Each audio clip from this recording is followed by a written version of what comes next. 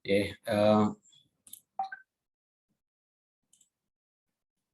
Assalamualaikum warahmatullahi wabarakatuh. Bapak Ibu sekalian, teman-teman para dokter yang berbahagia, saya melanjutkan di landasan pengenalan ilmu di sub materi yang kedua. Karena tadi kalau saya mau upload di materi secara langsung memang tidak cukup durasinya, terlalu panjang. Setelah ontologi ilmu terkait dengan objek apa yang mau dikaji, yang kemudian melahirkan berbagai sistem pemikiran metafisika keilmuan kayak idealisme, naturalisme, materialisme, mekanik maupun materialisme dialektik, juga ada realisme, itu adalah basis ideologis bagaimana seorang ilmuwan dalam memahami realitas itu loh. Dan perspektif ideologis itulah yang akan akhirnya kemudian menentukan bagaimana sikap dan pikiran, sikap dan tindakan mereka terhadap objek itu. Yang kemudian itu juga akan berkaitan dengan munculnya asumsi-asumsi mereka tentang objek. Jadi jangan dikira bahwa pikiran kita, tindakan kita, proses perkembangan keilmuan kita sebenarnya sejak dulu sudah ada basis ontologisnya. Cuma kita seringkali abai karena menganggap tidak penting. Jangan-jangan sebenarnya basis keilmuan kedokteran itu adalah materialisme mekanik dalam menjelaskan tubuh manusia itu loh. Nah, tetapi monggo nanti teman-teman dokter bisa menelusuri tentang penemu peletak dasar bangunan ilmu pengetahuan di kedokteran di awal-awal itu. Mereka punya basis ontologis apa yang oleh orang sekarang dianggap nggak penting karena sudah ditemukan. Ya, makanya benar nggak ada temuan baru karena menganggap nggak penting basis ontologis itu. Yang kedua adalah basis epistemologis. Jika basis ontologis itu bicara tentang objek dari ilmu, apa yang mau dipelajari ilmu, maka basis epistemologis adalah bagaimana ilmu itu dipelajari. Bagaimana ilmu itu dipelajari sebenarnya itu pertanyaannya adalah bagaimana menyusun pengetahuan yang benar itu. Bagaimana memahami objek itu, objek yang kita teliti dengan cara yang benar. Maka muncullah kemudian apa yang kita sebut sebagai ilmu pengetahuan atau yang sering disebut sebagai pengetahuan ilmiah. Pengetahuan ilmiah itu ya ilmu itu sendiri. Karena pengetahuan itu knowledge itu hanya hasil tahu. Tetapi kalau ilmu adalah pengetahuan yang sistematis dan terorganisir yang ditemukan melalui metodologi dan teruji secara empiris, maka itu disebut ilmu. Maka ilmu biasanya sering disebut sebagai pengetahuan ilmiah itu. Pengetahuan ilmiah adalah alat bagi manusia dalam memecahkan berbagai persoalan yang dihadapi dengan berbagai cara. Ya kan? Alat bagi manusia artinya science atau ilmu pengetahuan itu sebenarnya alat, tools, ya kan, dalam memecahkan berbagai masalah kehidupan umat manusia. Karena mungkin ada banyak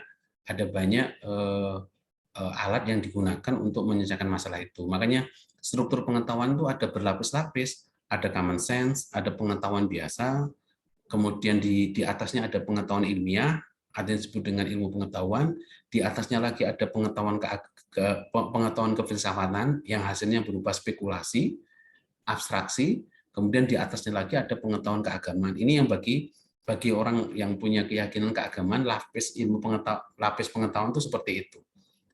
Maka sains pada lapis kedua, sebelum pengetahuan kefilsafatan, sebelum kemudian pengetahuan keagamaan itu. Pengetahuan ilmiah itu hanya alat, tools bagi kita dalam memecahkan berbagai persoalan.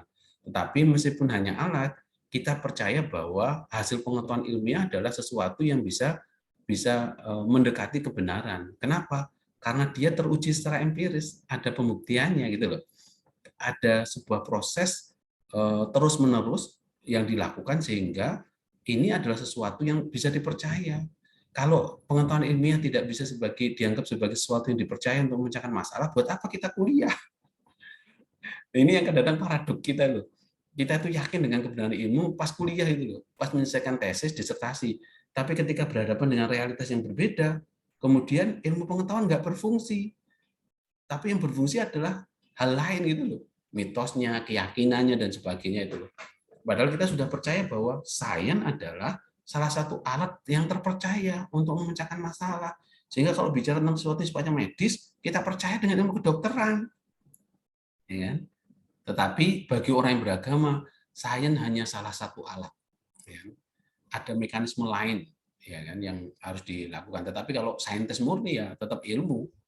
Sekarang ini ada nggak persoalan hidup manusia yang tidak bisa dipecahkan oleh ilmu pengetahuan? Ada nggak kira-kira? Hampir semua persoalan kemanusiaan itu bisa dipecahkan oleh ilmu pengetahuan.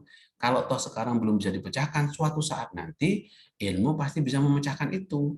Ya kan? Melalui apa? Melalui spekulasi pemikiran kefilsafatan, melalui konsep-konsep umum dalam metafisika keilmuan, melalui hipotesa-hipotesa, asumsi-asumsi, sehingga suatu saat nanti hipotesa asumsi itu pasti akan bisa dibuktikan. Kan? Makanya secara epistemologi, bagaimana menyusun pengetahuan kebenaran, kenapa sebelum bagaimana menyusun pengetahuan yang benar, di dalam konteks ini, mengapa kita percaya pada ilmu? Karena struktur pengetahuan ilmiah itu memiliki 3 fungsi. Yang pertama adalah menjelaskan, yang kedua adalah meramalkan, yang ketiga adalah mengontrol atau memaknai. Ya. Ini tugas ilmu pengetahuan, menjelaskan tentang berbagai fenomena-fenomena yang dihadapi oleh umat manusia.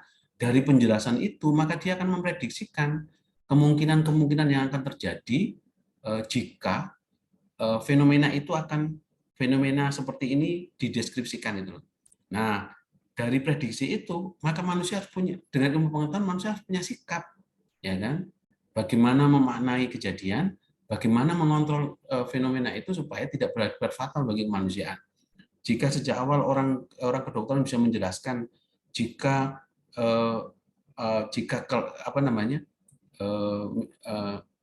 kalau saya sebenarnya kalau memberikan contoh di ilmu kedokteran saya khawatir salah itu loh.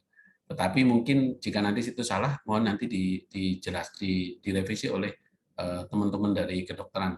Misalnya menjelaskan tentang fenomena kelahiran seorang bayi, seorang ibu yang seorang perempuan yang melahirkan dengan sesar.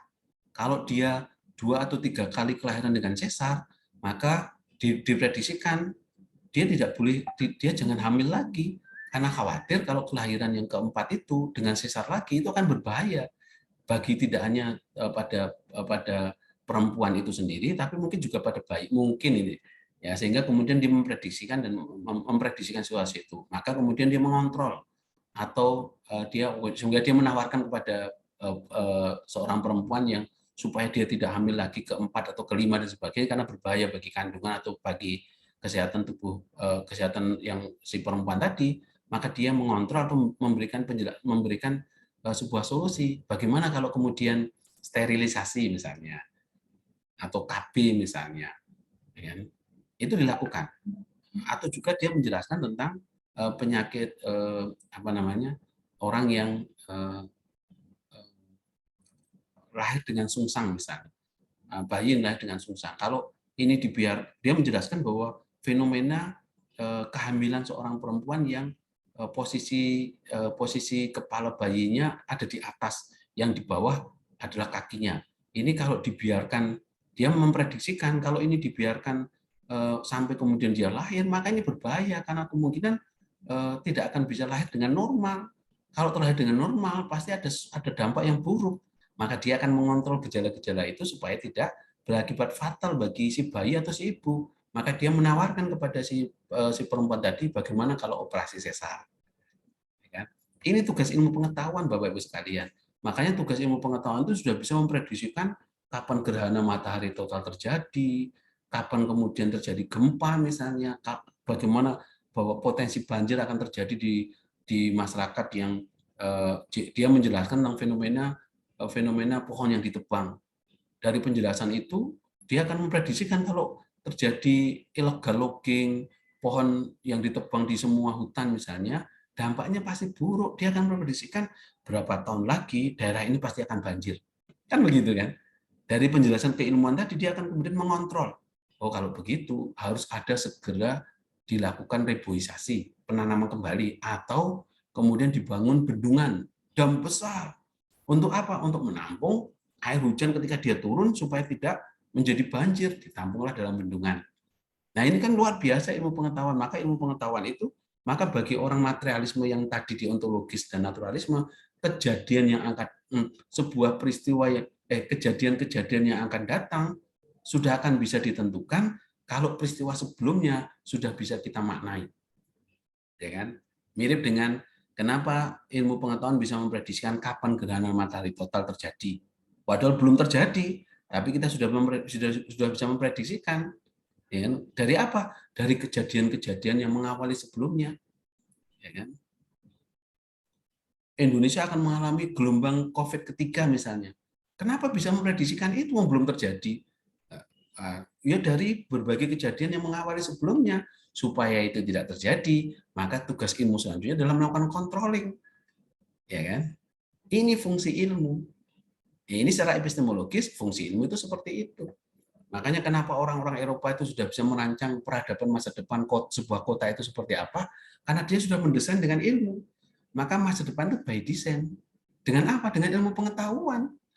Maka Auguste Comte dalam positivismenya dia mengatakan suatu saat nanti saya akan mengkhotbahkan sebuah agama baru, yang agama baru itu saya beri nama positivisme. Agamanya zamannya ilmu pengetahuan.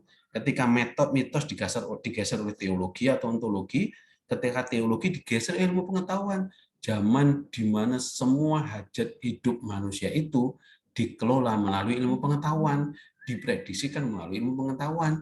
Maka desain masa depan itu adalah dengan ilmu pengetahuan. Itu bagi positivisme. Persoalan apakah kita suka atau tidak suka, dalam kenyataannya hampir semua peradaban yang dikembangkan dengan sains itu sudah tertata. 5 tahun yang akan datang, 10 tahun yang akan datang, 15 tahun yang akan datang itu. Itu dengan desain ilmu pengetahuan. Coba kita kembali kepada perspektif sejarah. Mengapa orang-orang Belanda di Surabaya membangun kota Surabaya itu dengan bangunan yang sangat besar-besar, dengan beranghang itu saluran air yang sangat besar-besar, menuju pada samudra, menuju pada laut. Sungai di Surabaya juga besar-besar. Kenapa? Karena mereka yakin bahwa Surabaya itu kota delta, kota air. Transportasi utama sebenarnya melalui air, bukan melalui darat. Maka bangunannya besar-besar, tinggi-tinggi, tapi ada beranghang, saluran air itu. Supaya 5 tahun, 10 tahun yang akan datang, jika kota itu dikembangkan, tetap tidak banjir. Tetapi karena kemudian Belanda sudah pergi, dikelola oleh kita ngawur mengelola kota gitu loh. Perumahan dibangun di mana-mana yang seharusnya itu resapan air. Akibatnya apa? Akibatnya banjir kita. Kenapa? Karena tidak mendesain masa depan dengan ilmu pengetahuan. Maka 5 tahun, 10 tahun yang akan datang, desain sebuah kota itu bisa dilihat dari apa?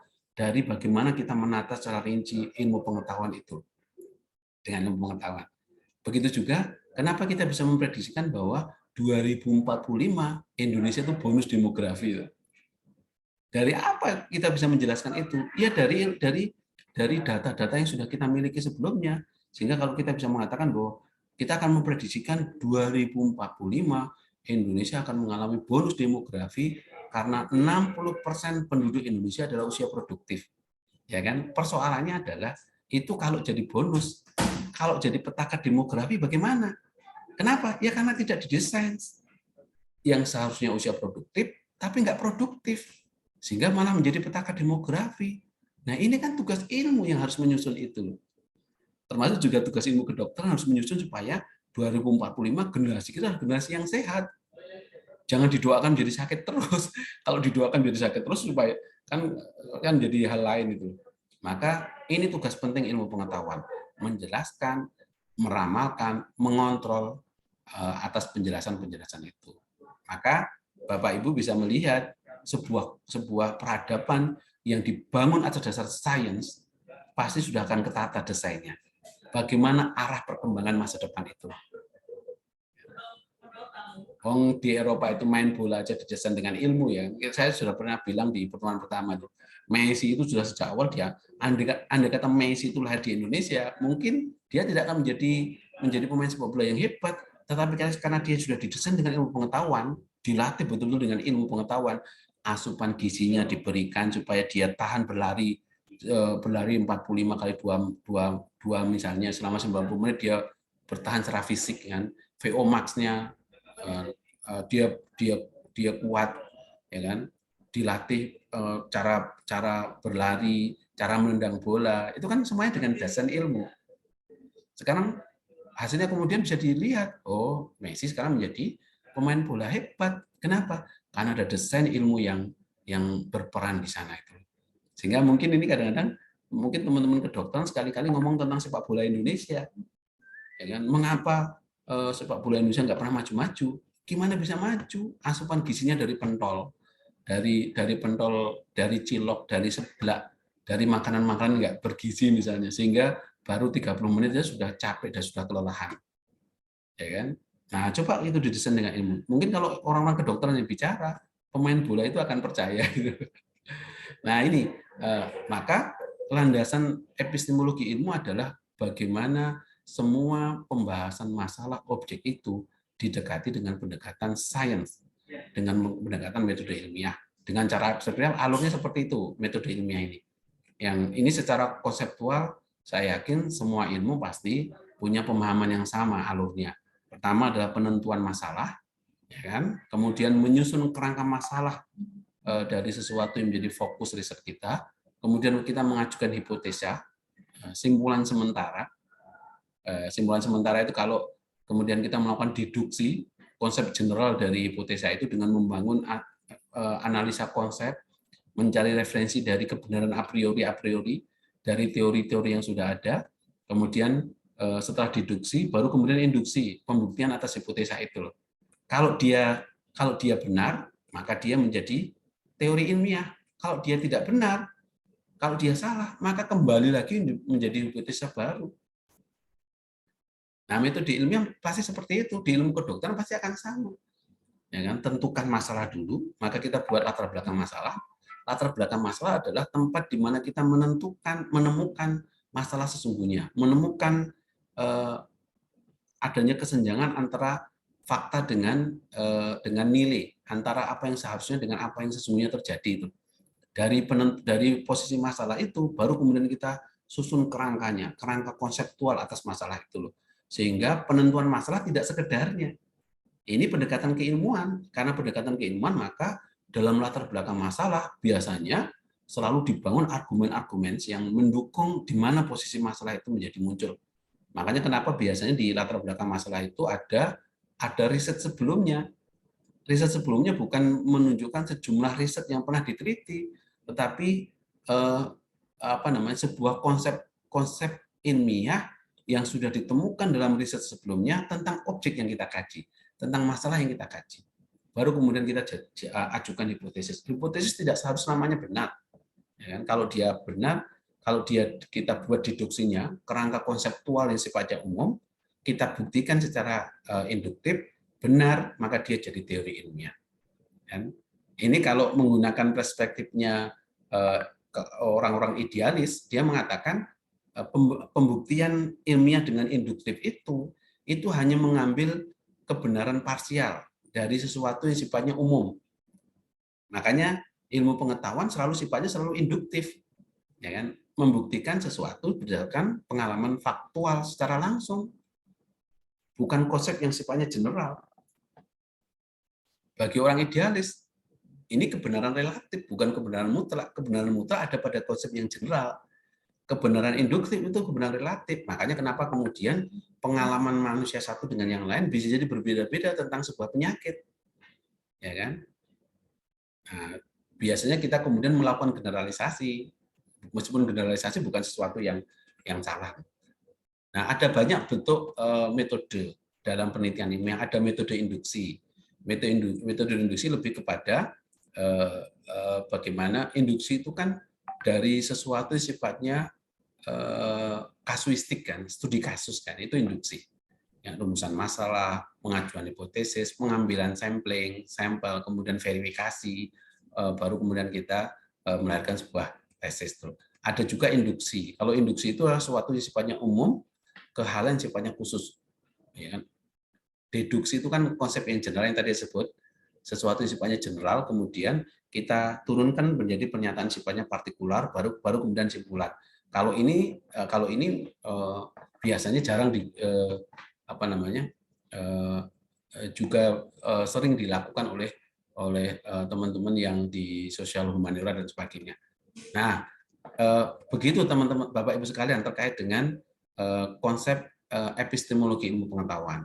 Konsep epistemologi ilmu pengetahuan sebenarnya intinya tidak hanya pada persoalan bahwa ilmu itu ditemukan dengan metode ilmiah, tetapi kita harus memahami bahwa secara epistemologis ilmu itu punya 3 fungsi penting dalam realitas itu, yaitu menjelaskan, memprediksikan, dan mengontrol atau memaknai atas semua yang kita prediksikan itu. Ilmu kedokteran termasuk Objin pun tugasnya juga seperti itu. Ketika dia melihat sebuah fenomena seorang pasien yang datang ke Bapak Ibu sekalian, kemudian Bapak Ibu sekalian pasti akan menjelaskan kan dari fenomena itu. Dari penjelasan itu Bapak Ibu akan membuat sebuah prediksi. Oh, ini pasti akan terjadi seperti ini, A, B, C, D. Supaya tidak terjadi A, B, C, D, maka ilmu harus bersifat controlling, mengontrol, melakukan intervensi, melakukan treatment, supaya apa yang kita khawatirkan dengan prediksi itu tidak terjadi. Atau jika prediksi itu sesuatu yang sifatnya positif, maka ilmu pengetahuan mendorong supaya sesuatu yang positif itu mudah terjadi. Nah, ini secara epistemologi. Berarti landasan ilmu pengetahuan sudah saya sampaikan, pertama secara ontologis, yang kedua secara epistemologis. Selanjutnya nanti akan saya sampaikan tentang konsep aksiologis ilmu, bahwa ilmu itu secara aksiologis untuk apa sebenarnya ilmu itu dipelajari, apa manfaat ilmu itu dipelajari. Begitu Bapak Ibu sekalian.